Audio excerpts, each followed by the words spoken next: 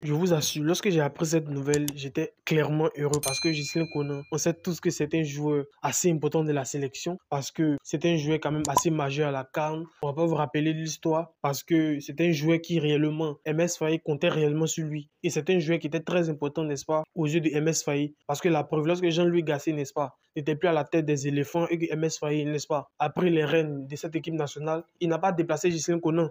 Il a laissé Ghislain Conan titulaire à son poste. Pourtant, il y avait de la concurrence en face, mais Ghislain Conan est resté indéboulonnable à son poste et où il a toujours brillé. Mais le petit défaut avec Ghislain Conan qu'on a eu, n'est-ce pas, ces derniers mois, c'est qu'il était sans club. Il était sans club, donc il a fait une première moitié de saison où il était sans club. Il ne faisait qu'il s'entraîner et je crois en février, il a signé avec Burgos en deuxième division espagnole. Où là-bas, réellement, il n'a pas trouvé assez de temps de jeu comme on le voulait. Parce que un Ghislain Conan, on sait tous que s'il est au sommet de son art, il va nous apporter beaucoup de choses. On l'a vu notamment. Donc on voulait réellement qu'il soit dans les rythmes de la compétition parce que Ghislain Conan est quand même un joueur assez important. Qu'il engrange des minutes parce qu'il a raté le premier match de saison.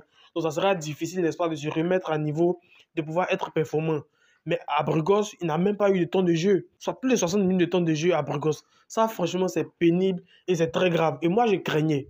Je craignais parce que quand même à son poste. Il faut dire que depuis qu'il a été sorti aussi, je crois, avant qu'il ne revienne pour cette trêve du mois de juin, où il était sorti, je crois, en juin 2024, lors des éléments de la Coupe du Monde, qu'on a joué face au Gabon et face au Kenya, c'est à partir de là qu'il n'a plus été appelé en sélection nationale de Côte d'Ivoire.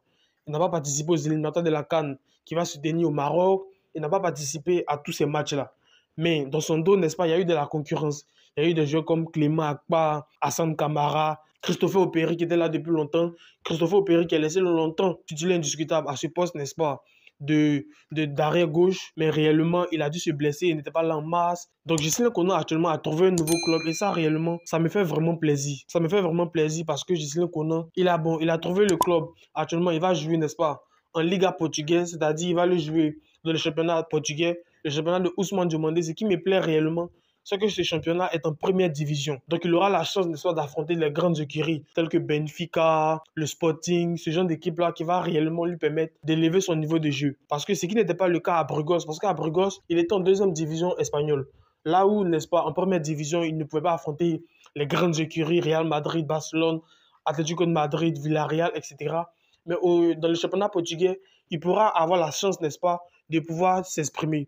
Et moi, j'espère qu'il pourra surmonter cette concurrence-là à son poste. Parce qu'actuellement, il y a une grosse attente sur sa tête. Sur Ghislain Conan, il y a une grosse attente. Parce qu'on a vu, hein, lors de cette trêve du mois de juin, Ghislain Conan a été, pour moi, l'un des meilleurs joueurs ivoiriens. Ça, on le sait tous, il a sorti une prestation impeccable face au Canada. Il était très bon dans le jeu, les replis défensifs, il se projetait. Franchement, Ghislain Conan, il était vraiment énorme. Mais, comme on le dit, le critère de temps de jeu est toujours, n'est-ce pas, nécessaire, en tout cas de l'importance aux yeux de MS Faye. Donc, il fallait pour lui qu'il retrouve rapidement un club parce qu'à Burgos, il était libre de tout contrat. N'importe quel club, n'est-ce pas, pouvait le prendre, bien sûr, à condition qu'il discute et qu'il tombe d'accord. Mais je sais qu'on a actuellement est à Gilles Vicente, n'est-ce pas, dans un club dans la Liga portugaise. Et ça, franchement, ça fait vraiment plaisir. D'ailleurs, voici ce que lui-même il a déclaré lorsqu'il a signé là-bas. Je suis très fier et très heureux de faire partie de cette famille. C'est très spécial. Tout d'abord, parce que c'est un pays que j'aime beaucoup. Et je suis très heureux d'être de retour. Parce qu'on rappelle que lors de la saison 2017-2018, qui était sa dernière saison, n'est-ce pas, à Vitória, n'est-ce pas, le club Guimarães, dans le championnat portugais, qui a fini, je crois, 6e cette saison, parce qu'il n'est pas nouveau dans le championnat portugais. C'est un environnement qu'il maîtrise. Il a signé pour une saison. C'est un peu le petit couac. Parce que vous savez, ses concurrents à son poste en équipe nationale de Côte d'Ivoire, qui sont Clément Akpa, Hassan Kamara, Christopher Opéry, et ils sont titulaires indiscutables en club. Hein. Hassan Kamara, titulaire indiscutable à Udinese. Clément Akpa, titulaire indiscutable, n'est-ce pas, à Auxerre, qui joue même souvent dans l'axe. Et Christopher Opéry, qui est titulaire indiscutable à l'Istanbul Basaksehir. Même s'il est arrivé la saison dernière, il a eu une seule saison, mais après il s'est blessé. Mais il est titulaire indiscutable dans ce club-là. Donc il faudrait que Ghislain Conan, n'est-ce pas, élève son niveau de jeu pour venir rattraper ces jeunes pousses-là. Parce qu'eux, actuellement, ils brillent en club. Même si c'est l'équipe nationale, ce n'est pas toujours la grande forme, mais ils brillent. Mais Ghislain Conan, au vu de tout ce qu'il a démontré durant cette trêve-là, malgré qu'il avait peu de temps de jeu, malgré qu'il n'était pas réellement dans le rythme de la compétition, il a montré sur le terrain ce dont il est capable. Et moi, j'espère qu'il va continuer comme ça. J'espère réellement qu'il va continuer de monter en puissance parce qu'il n'était réellement pas en jambes en juin là. Lors du tournoi de Canada, il n'était même pas réellement en jambes. Comme je vous l'ai dit, il n'avait pas de temps de jeu à Burgos. Et regardez la performance qu'il a sortie. Imaginez s'il est titulaire indiscutable, s'il a la confiance du coach, si réellement le coach lui fait confiance, il pourra s'étaler et il pourra franchement être un très bon et un excellent joueur, même s'il est actuellement. Il a signé, n'est-ce pas, pour une saison. Moi, c'est ce qui me fait un petit peu mal, mais je suis sûr que s'il est très bon sur le terrain, si réellement il sort des prestations vraiment impeccables, il n'y a pas de raison que le club ne va pas prolonger. Juste une saison, parce que vous savez, c'est normal qu'il ne va pas signer juste pour 3 ans, pour 4 ans. Parce que c'est un joueur, bon, en griffe qui est un passé douteux. C'est-à-dire, il n'était pas réellement titulaire et il a fait beaucoup de mois, n'est-ce pas, sur le marché des transferts. Donc, ça peut jouer aussi. Donc, je pense que c'est à cause de ça, n'est-ce pas, qu'ils n'ont pas signé pour 2-3 ans. Mais si Ghislain Konon continue de performer, s'il continue réellement à être performant sur le terrain, il n'y a pas de raison qu'il prolonge son contrat. J'attends réellement que cela soit une réalité. Parce qu'une saison, moi j'espère surtout que Ghislain Konon sera titulaire, n'est-ce pas, à Gil Vicente dans ce club de Portugais là, franchement. Parce que là, il pourra élever son niveau de jeu. C'est un championnat assez compétitif, il y a de grandes écuries. Franchement, c'est un très bon marché pour lui. J'espère qu'il va pouvoir s'en sortir. L'Olympique de Marseille s'intéresse à Ahmed Junior Traoré. Les Marseillais ont déjà formulé une offre de 12 millions d'euros plus bonus. Actuellement, voici la nouvelle qui coule, les gars. Ahmed Traoré est pisté par l'Olympique marseillais. Et ça, réellement, ça fait vraiment plaisir parce qu'on rappelle qu'il était prêté à Auxerre. C'était pas réellement un joueur de Auxerre, c'était un joueur des Cherries, de Bournemouth. Et ça, franchement, lorsque le transfert est fini, le prêt est fini, il a dû retourner à Bournemouth. Donc actuellement, c'est un joueur de Bournemouth. On se rappelle tous de la superbe saison qu'il a sortie, cette saison d'ailleurs, avec Auxerre, où il était réellement impactant dans le jeu, où il s'est vraiment montré décisif. Et ça, franchement, le fait qu'il soit vraiment décisif, le fait qu'il a été vraiment impactant cette saison avec Auxerre, ça ne nous a pas réellement profité de l'équipe nationale de Côte d'Ivoire. Parce que vous savez, c'était un petit peu le cas de lui et Amad Diallo aussi. Hein. À chaque fois qu'il y avait une trêve avec les éléphants, il se blessait. Même s'ils étaient convoqués, mais juste après, il y avait des mauvaises nouvelles, comme quoi ils avaient des pépins physiques, des bobos, donc ils ne pouvaient pas participer au match. Et ça, Ahmed Traoré actuellement est pisté par l'Olympique de Marseille. Ça, franchement, je pense que ça peut être un bon pari pour lui. Parce que l'Olympique de Marseille, cette saison, ils vont jouer la Ligue des Champions. Ils ont terminé, je crois, deuxième du championnat de France. Et ça, franchement, c'est un club assez important pour lui. Parce qu'on rappelle qu'il était aussi à Sassuolo, dans le championnat italien. Il a beaucoup évolué là-bas. Où il a fait, je crois, une saison, 2 saisons, je ne me rappelle plus trop. Mais il a évolué à Sassuolo, où il avait comme coach Roberto De Zerbi. Donc Roberto De Zerbi connaît très bien, n'est-ce pas, Ahmed Traoré Junior.